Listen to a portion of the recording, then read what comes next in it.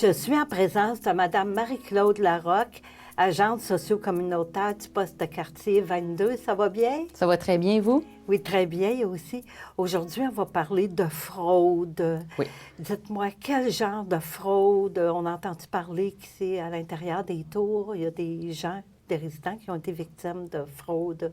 Est-ce que vous pouvez m'en parler? Oui. Principalement, il y a 3 types de fraude que les gens sont victimes en ce moment-ci sur l'île de Montréal. Ici autour, il y en a eu aussi. Donc, mon travail aujourd'hui, c'est de vous mettre à l'affût de ces fraudes-là pour que vous soyez vigilants. La première fraude qu'on a vécue ici au Tour Frontenac, on l'appelle la fraude par petit-fils, le grandson scan. La manière que les fraudeurs opèrent, c'est qu'ils vous contactent généralement par téléphone. Ils vous abordent en vous disant qu'il est votre petit-fils. Est-ce que vous le reconnaissez? Et si vous avez un petit-fils, vous nommez quelquefois votre nom et qu'est-ce qui arrive, c'est qu'ils utilisent le nom pour garder le lien de confiance et avoir de l'air crédible.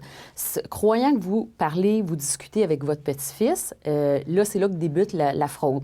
Il vous annonce comme quoi qu'il a été soit arrêté par la police, soit qu'il y a eu un accident et maintenant, il est en prison ou il doit payer les frais de dédommagement à la personne avec laquelle il y a eu un accident de voiture.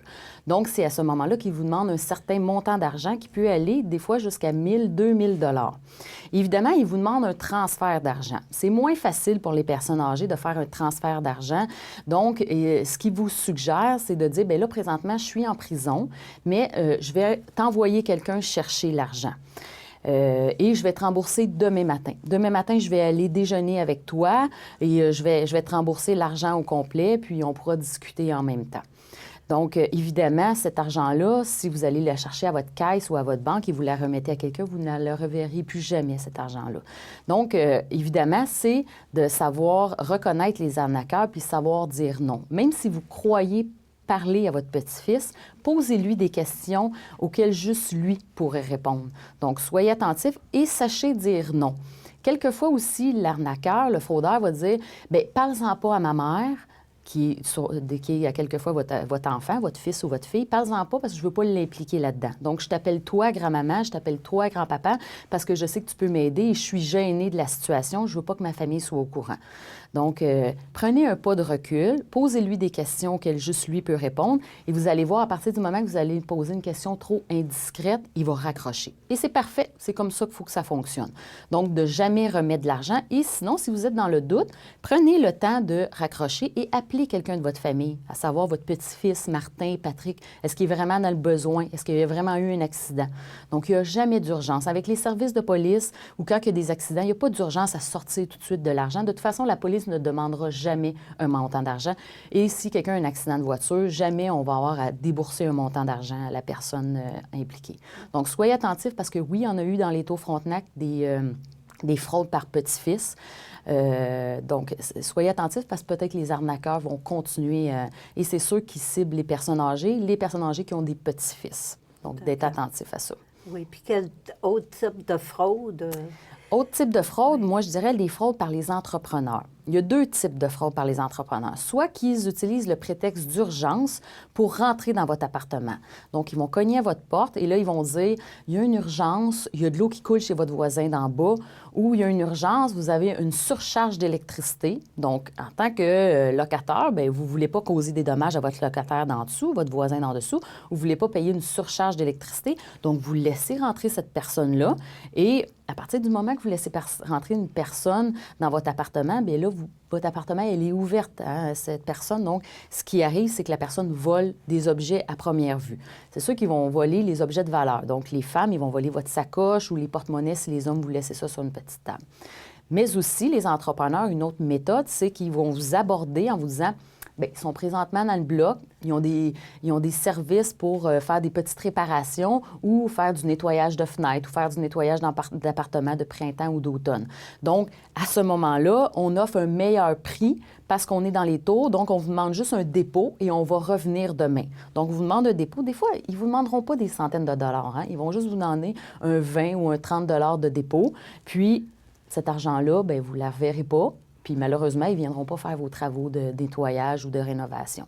Donc, encore là, sachez dire non. Si vous avez besoin d'un entrepreneur pour faire des travaux de rénovation ou de nettoyage, c'est vous à téléphoner, c'est vous à prendre contact avec les gens et non attendre que les gens viennent à votre appartement. C'est à ce moment-là, cet argent-là, vous allez la perdre. Oui, il faut rester vigilant. Rester vigilant, oui. Et savoir dire non aux arnaqueurs. Hein? C'est pas un arnaqueur, c'est pas physiquement, on peut pas le reconnaître. C'est comme monsieur et madame tout le monde. On en avait une dame qui se promenait dans les tours de personnes âgées. La dame, elle se faisait passer pour quelqu'un du CLSC.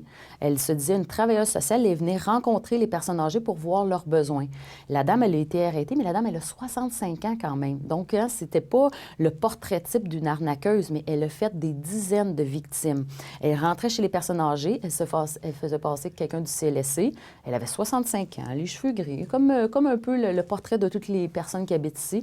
Puis à partir du moment qu'elle était dans le logement, bien, elle subtilisait des objets, elle les volait. Elle a volé des sacoches, elle volait des bijoux, des trucs de valeur.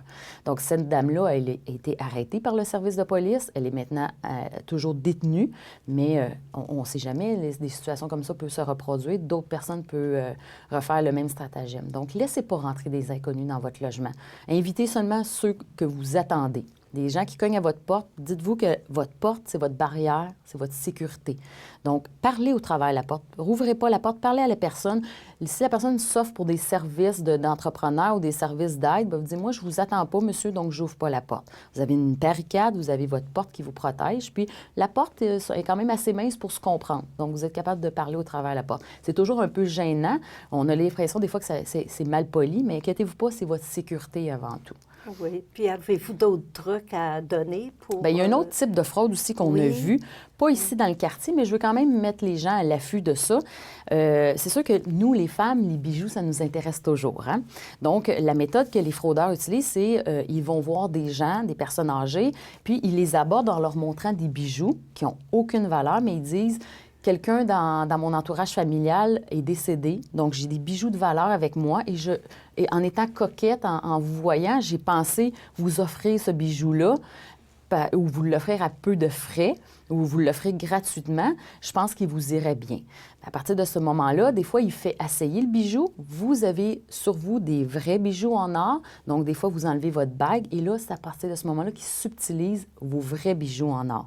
Soit qu'il vous demande un petit montant minime pour le bijou, mais qui finalement n'a aucune valeur, ou soit qu'il vous subtilise vos propres bijoux.